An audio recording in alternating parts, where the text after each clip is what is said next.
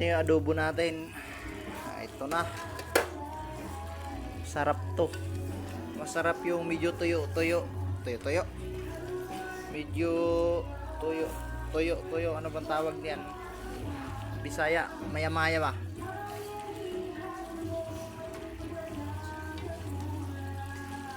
Masarap na adobo, pang matagalan to kasi medyo wala nang sabaw. Ito yung masarap.